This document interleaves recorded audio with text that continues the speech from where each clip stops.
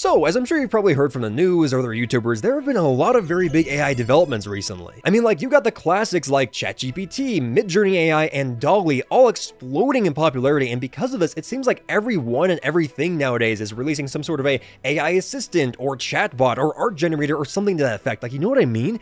And because of this, we are seeing AI tools being integrated more and more into the average game session in one way or another. And that's what I want to talk about in this video, because AI has become such a beneficial tool for both players and game masters that I truly think if they're used properly, they can actually enhance and help every kind of player during game sessions. Like, you can use them to make or get inspiration for battle maps, or get dungeon ideas, or create character backstories, or create character artwork. And we're going to be talking about all of it because as someone who has tried out using all manner of AI for my game sessions, I want to share my findings with you. But first, hello, my name is Damon, and I'm a big dice rolling and role-playing enthusiast, and in this video, I want to talk about the benefits and possible ways that you can use AI during your game sessions both as a player and a game master. But to start off, let's talk about probably the most popular way to use AI for D&D, which is using it to create artwork. Art has always been something that's pretty integral to D&D, or really any game system for that matter. Whether it be looking through the rulebooks to find inspiration for characters, or drawing what your character looks like on your character sheet, or the game master trying to describe a hidden sanctuary in the woods.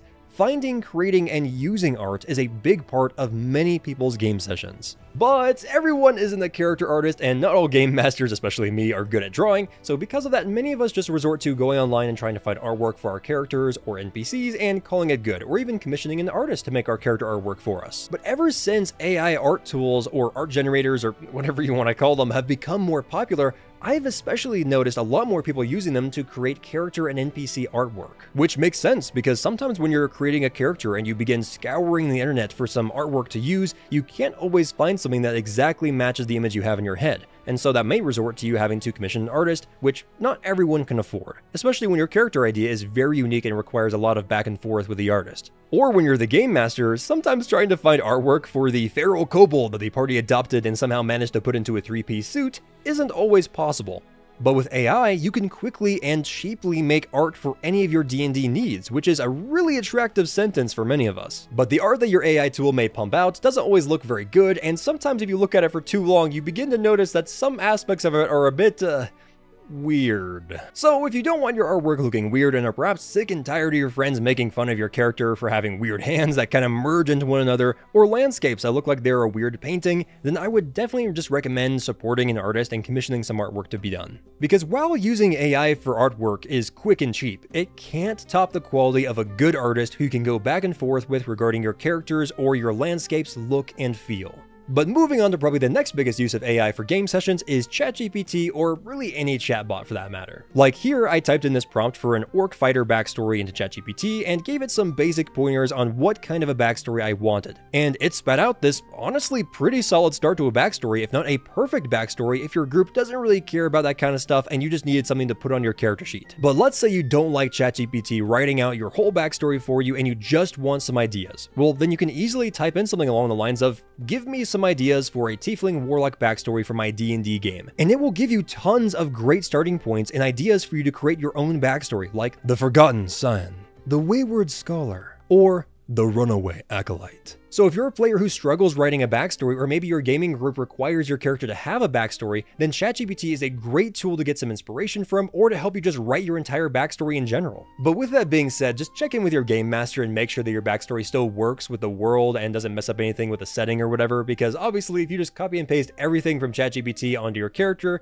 then it might just mess up some things with the setting or the world that the game master is trying to use or create. And speaking of game masters, if you're a GM and have never used ChatGPT for your game session prep or during your game sessions, then I truly think you're missing out, because this thing is a lifesaver when it comes to coming up with NPC names on the fly, or helping you create quest lines, or even creating dungeons. It is truly insane all the things that ChatGPT is capable of when it comes to running your game sessions or prepping for them. But probably the most common or most popular way that people use ChatGPT during game sessions is to come up with NPC names or location names on the fly. In the past, I'd use a random name generator for coming up with names for things like taverns, towns, or NPCs and stuff like that. But after a while, and after using the same name generator for a while, I began noticing the same names kept popping up over and over again, and it became fairly repetitive. And you couldn't get super specific, like you couldn't ask for a specific name for like a coastal town or something like that. you know what I mean? But with ChatGPT, you can get a lot more specific than the name generator that just randomly slaps two names together. Like here I asked for names for a tavern located on the coast and it gave me some coastal themed tavern names. But let's say you have a group or a person who at every single tavern they go to ask what the specials are or what's on the menu or things like that.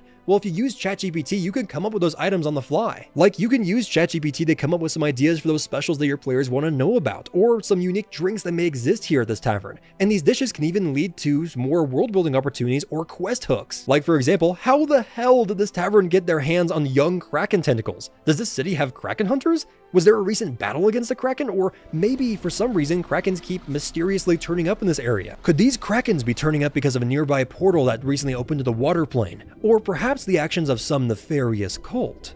Who knows? And if for some reason you're still not inspired, you can just straight up ask ChatGPT to come up with some rumors or quest hooks that the players can hear or learn about while they're at the tavern. And then once you get some possible ideas and settle on 1 or 2 quest hooks that you know for sure you're going to be throwing at the players, then you can start building your adventure from there, and perhaps even have ChatGPT help you expedite the process. So let's build on the Kraken idea. Let's say that I want a quest line that builds on the rumors of Krakens in the area, and I want there to be a Kraken cult involved that worships the goddess Umberly. Well, if we plug that into ChatGPT, it will give me some ideas for how the quest line could play out, such as how they could investigate the cult, where the temple of the cult is located, and even the aftermath of the quest line if the party succeeds. But what do you guys think about all of this? Have you ever used AI or ChatGPT in this way before to create NPCs, locations, or quest lines? And if you have, what was your experience? And if you haven't, are you intrigued and are actually interested in using ChatGPT in this manner? Or are you completely disgusted at the fact that it would even recommend using artificial intelligence during your game sessions?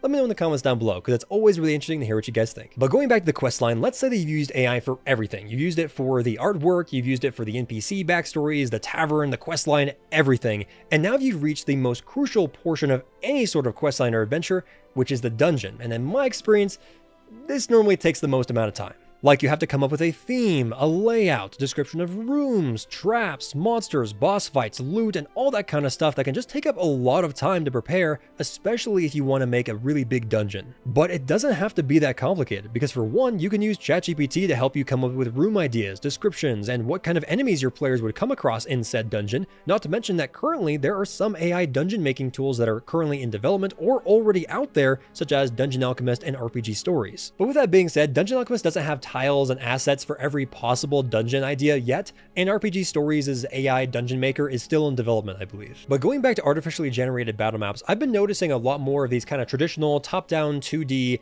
AI generated battle maps popping up all over the internet. And granted, some of them are pretty good, and granted, Dolly and Midjourney have gotten pretty good at making traditional battle maps, but not really for traditional dungeons, if you know what I mean. Like, in my opinion, they all still look pretty weird, and if you look too closely at them, like all artificially generated art, you begin to notice little details that are off, like inconsistent grids, the perspective can be a bit wonky, or buildings look weird, or there are just random textures or designs that just don't fit. While I do think that these kinds of battle maps are great if you need a battle map for a quick random encounter, and they're definitely better than nothing, I guess, I still think they're pretty lacking, and using AI in this way doesn't work very well if you want to make entire dungeons. But while AI chatbots and art generators are great tools for running, preparing, and enhancing your game sessions on both sides of the Game Master screen, they're not perfect, so I wouldn't entirely rely on them. And like I said earlier, while AI tools are getting crazy good, they still can't quite nail the passion and attention to detail and creativity that you can put into your character, dungeons, and backstories. And in my experience, if you use AI too much during your game sessions or for your game session prep, it can really take away from the experience, because for me at least, one of my favorite parts about being the game master is preparing for those wacky random encounters or creating unique NPCs and things like that.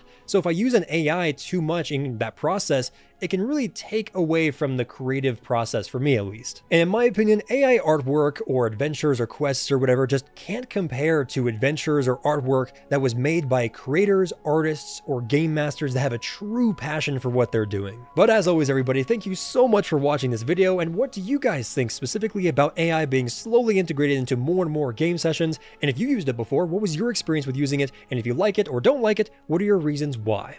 But I hope you enjoyed the video, and if you did, consider leaving a like and a comment down below. And I hope to see you in the next video. Take it easy. Bye-bye.